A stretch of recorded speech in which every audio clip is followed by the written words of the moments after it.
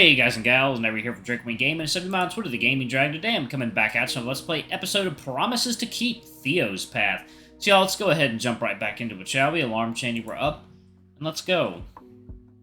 And it looks pretty expensive, so thanks for sharing it with me. Of course, what's mine is yours. I usually don't believe people when they say that, but I believe Theo. We sit in comfortable silence for a while, watching Dawn clamber slowly through the icy windows. I sneak glances at him from time to time, watching as his face slowly shifts back towards worry.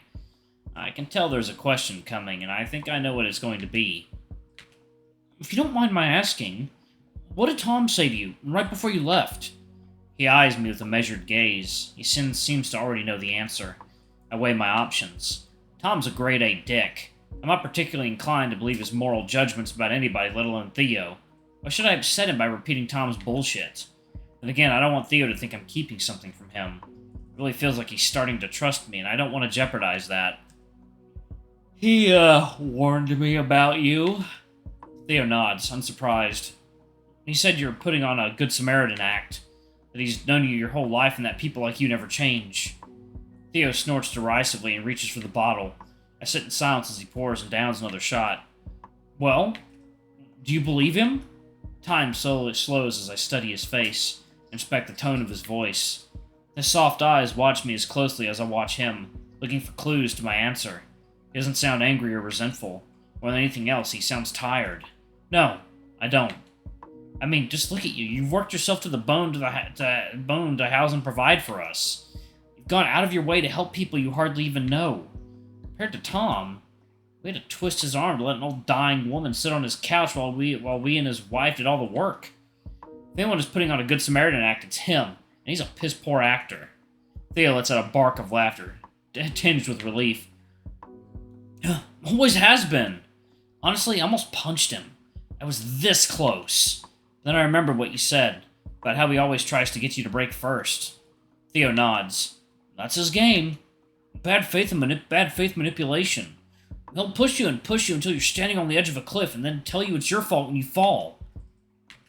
Now seems as good a time as any to ask, what exactly is your backstory with them? Theo sits perfectly still and silent, the resurging wind clattering against the windows behind him. You don't have to tell me if you don't want to. I add hastily, wondering if I'd gotten too familiar. No, it's all right. I wry, chuckle. I'm surprised to hear myself say it, but I don't mind telling you. Yesterday morning was so cathartic. I've actually had to hold back telling you some more stories, for your sake. It almost feels like a confession. Except when I confess to you, I feel no shame or fear. He rubs the back of his neck, embarrassed. Sorry, that's a weird thing to say. Nah, I don't think that's weird. As long as you don't start calling me father. Theo guffaws. Okay, now let me top this off. There we go. Okay. No risk of that, I promise you.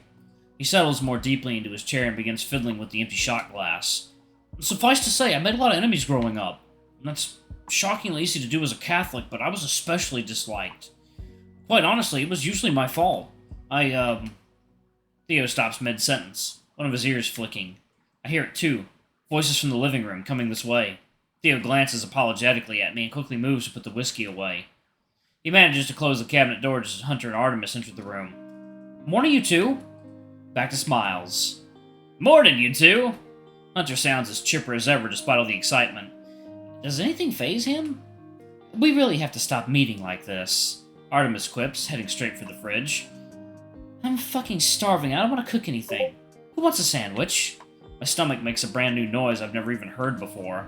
I very desperately want a sandwich. Me! Alright then, go nuts. Artemis drops a claw full of witch makings onto the table with a thick, meaty smack. Y'all can make your own sandwiches. I believe in you. Ha! Yeah, of course I was gonna make my own. Unless... No. I'll put on some coffee. Theo putters around the room as the rest of us collapse on the floor. If there's one thing I can do, it's make a sandwich. Condiments? Artemis calls from the fridge. Just mustard, thanks. Mayonnaise! Ew, really? Yes, really, mayo's delicious. But Hunter, be very careful what you say next. Badmouth mayonnaise, and you don't get any mustard. I am in control of the mustard supply here, and I say you need to treat mayo with more respect. Wow, I didn't realize I was sharing a table with actual criminals. Well, now you know. Leo, what's your opinion on the condiment of kings? Artemis waggles the mustard at me threateningly. Hunter scrunches up his face even further. I like mayo. That shit's nasty. Sorry, Hunter, but I'm with them. I'm a proud mayo enjoyer, and I have logged on. Okay. Unbelievable. It's so fucking over. Good answer. You may keep your mustard privileges. I know you were a real one. Well, none for me. You can keep your nasty-ass egg spread to yourself. Alright, I will. The condiment of kings is not fit for peasants, after all. Hey, who you calling a peasant? I'll give you 2 guesses. Not even that fancy-looking coat you wear can hide the poverty of your spirit. Poverty of your spirit, Jesus. Damn, what an insult. Right, 1 second, y'all. And gals, and we are back. Let's go ahead and jump back into it, shall we? Oof. What's wrong with my coat? Artemis blinks, clearly regretting that comment, but Hunter quickly snaps back to normal. At least I have a coat. You're not fooling anyone with your 3 hoodies. I'll admit to being a little worried about that.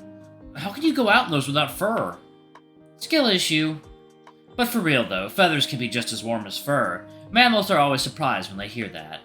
Huh, that is surprising to hear. Also, I usually run hot. A few small layers are enough. Do you want a real coat, Artemis? No. Well, I suppose it's better than nothing. Theo's phone vibrates loudly on the table and he snatches it up. Tom?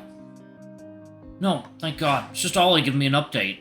Things seem to have stabilized nicely. Tom's the guy in number 30.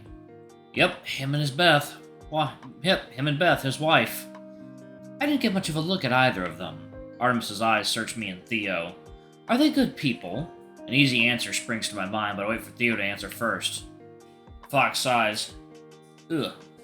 Putting down his phone and rubbing his eyes, a muffled laugh escapes from behind his paws. That's a difficult question.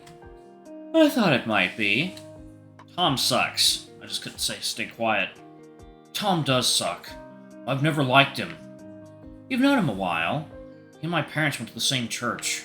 My father and him would always talk after Mass. I just remember wanting to get out of there and the 2 of them wouldn't stop blabbing about interest rates and ROIs and the latest weather forecast. I guess maybe they were friends, acquaintances at least. I remember Tom's words to me right before I left. His parents are like that too. A lot of pride and too little respect. Must not have been that close. Beth, Miss Robinson and my mom and I would always stand off awkwardly to the side, just wait for them to get bored and pack it in. Did they have a kid you could talk to, or? No, they did not. They never did have children. The look on his face, I can tell there's some ugly history there. Hunter shrugs. Kids aren't for everybody. Amen. Theo responds absently, then, with some effort, picks up the thread of the story. They've been together for, hell, I'm not sure, longer than I've been alive. So, since the Triassic period? Not quite that long. Do you know how they met? They met at work. Theo takes a long sip of coffee. He is still upper management for a construction company. She was his secretary. Oh, scandalous. Artemis's voice is perfectly flat, the voice of someone desperately trying to reserve judgment. I don't know the full story, but I know when he proposed, she said yes and became a full-time housewife. He's never stopped treating her like a secretary. Yikes.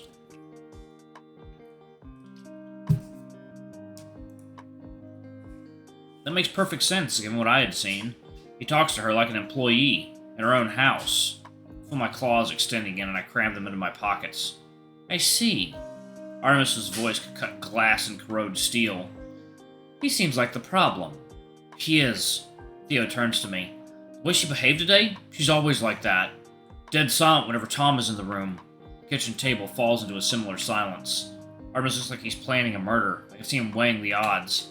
Hunter is a million miles away, deep in inscrutable thought. So, how sad is this situation? Do you think she wants to leave but can't? Honestly, Artemis, I have no idea. She won't talk to me. I have a bit of a spotty history with them. Oh, yeah? Care to elaborate? Theo glances at me, and I understand his unspoken message. Not now. My brother not. Fair enough. No pressure. Artemis looks over at me, clearly having noticed our exchange. Suffice to say, I was a different person back then.